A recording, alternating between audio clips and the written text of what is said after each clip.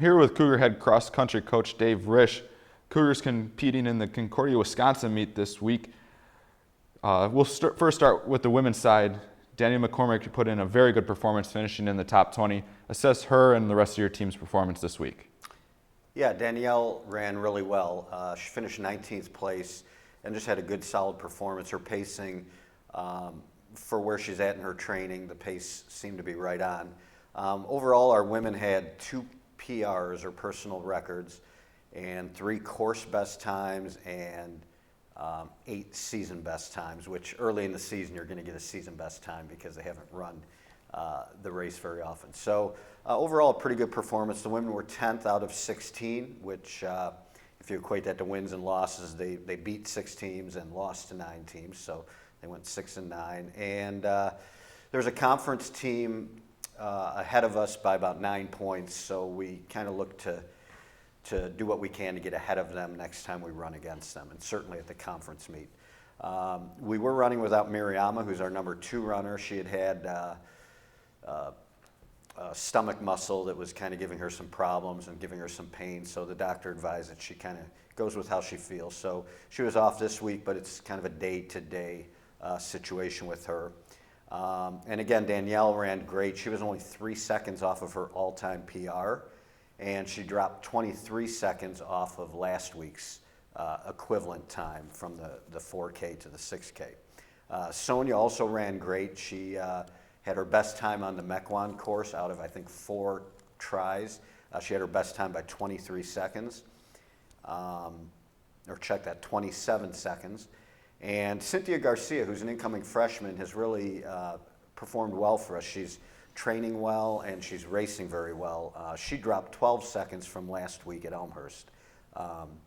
And Kelly was another runner that ran well. She wound up being our 3rd runner this week, which was really good, and she dropped 29 seconds from her time last year, despite the fact that the course was really muddy and it was really windy. And so the conditions were not ideal to run a good time, but we had several runners that did run good times. Moving over to the men's side, Cougars placing 8th at the same meet. Josh Warren led the charge for the Cougars, 9 minutes, 44 seconds. Put a very good time in, as you said, with less than ideal conditions to run in. Yeah, the weather and the conditions really affected all of our guys, and Josh was one of them. Josh was having some issues with breathing too, so really his performance was not probably one of his top performances, or at least looking back at the end of the year, we won't consider it one of his top performances, but he did gut it out and he was our top runner, so for that we're proud.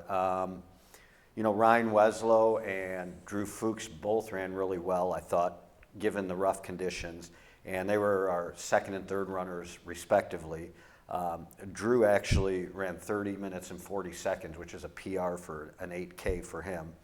And Anthony Guerrero ran phenomenally. Really, of all the runners that competed Saturday, Tony was really the guy that stepped it up the most. He was amazing. He ran as our 5th runner, which is awesome for him. And he had a course best time at Mequon by 1 minute and 54 seconds under the really tough conditions. And he also had an all-time PR. So he ran the 8K faster than he's ever run it by 43 seconds. So he's been looking really good these first 4 weeks, and we're excited to see where he's headed in the next 7 weeks. Coach, you got to talk about your ability as a team. Really, you guys have put PRs up so far in the first couple weeks of training. Talk about how your team and your coaching staff has been able to really guide all of your runners to be able to really push themselves, to be able to improve on so many times by such a great margin. Yeah, Tim, Jamie, and myself work closely with the athletes, and it's really their hard work.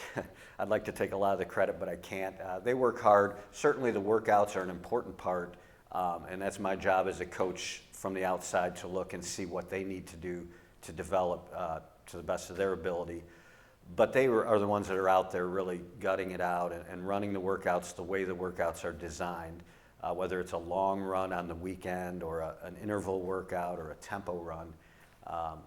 They put the hours in and the time in, and They make sure that they're getting the proper nutrition and that they're sleeping well.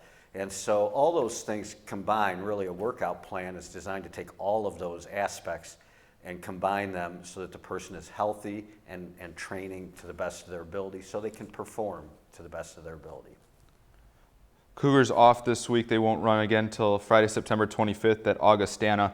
Coach, how do you plan on keeping things fresh for the athletes in the coming weeks with this long break?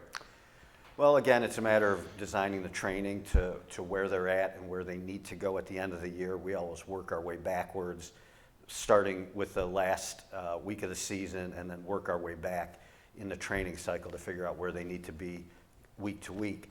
But this course coming up in 2 weeks is a good one. It's where our regionals will be and where we want to run our best race. So it's kind of nice to get on there early. And it's also nice to run on a course earlier to make comparisons to our improvement. So, if we run a certain time in 2 weeks and then our last meet of the season, we can kind of compare how far we've come by the improvement that we make. I'd like to thank you for your time, Coach. Look forward to seeing more positive results from Augustana in a couple weeks. Thank you very much, CJ, and go Cougars.